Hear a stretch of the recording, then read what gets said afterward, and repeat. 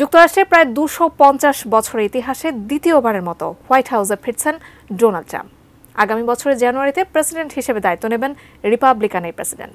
তবে এর আগে কাজ শুরু করে দিয়েছেন ট্রাম্প। ফোন দিয়েছেন রুশ প্রেসিডেন্ট ভ্লাদিমির পুতিনকে। তাহলে যুদ্ধ কি শিগগিরই থামছে? বিস্তারিত জানাচ্ছেন শেখ ফরিদ।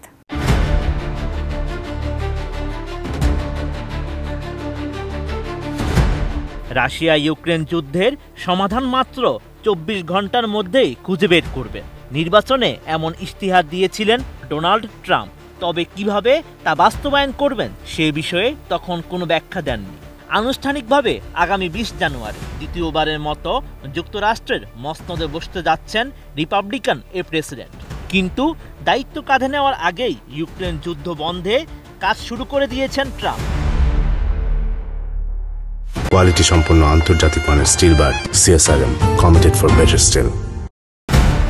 রুশ প্রেসিডেন্ট ভ্লাদিমির পুতিনের সঙ্গে টেলিফোনে কথা বলেছেন মার্কিন নবনির্বাচিত প্রেসিডেন্ট।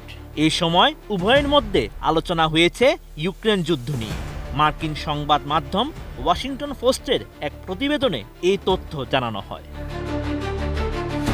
মার্কিন সংবাদ মাধ্যমটি জানায়, সম্প্রতি রাশিয়া ও ইউক্রেনের মধ্যে একটি ৮০০ মাইল দীর্ঘ বাপাজন প্রতিষ্ঠার প্রস্তাব দিয়েছেন যুক্তরাষ্ট্রের ৪৭তম প্রেসিডেন্ট।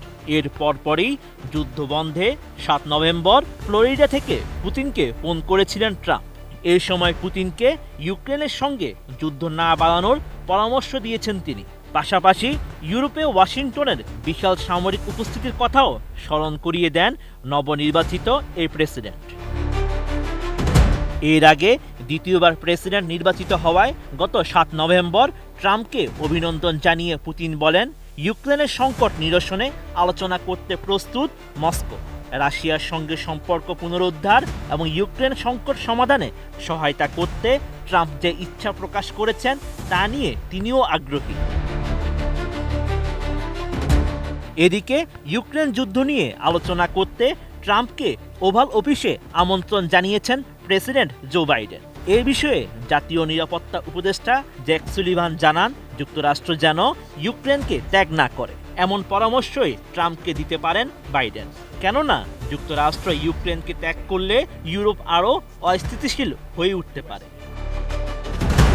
২০২২ সালের ২৪ ফেব্রুয়ারি ইউক্রেনে সামরিক অভিযানের ঘোষণা দেন রুশ প্রেসিডেন্ট। এরপর টানা ২.৫ বছরের বেশি সময় ধরে চলছে মস্কো কিয়েভের মধ্যে সংঘাত। এতে দুই পক্ষের বহু হতাহতের খবর পাওয়া যাচ্ছে।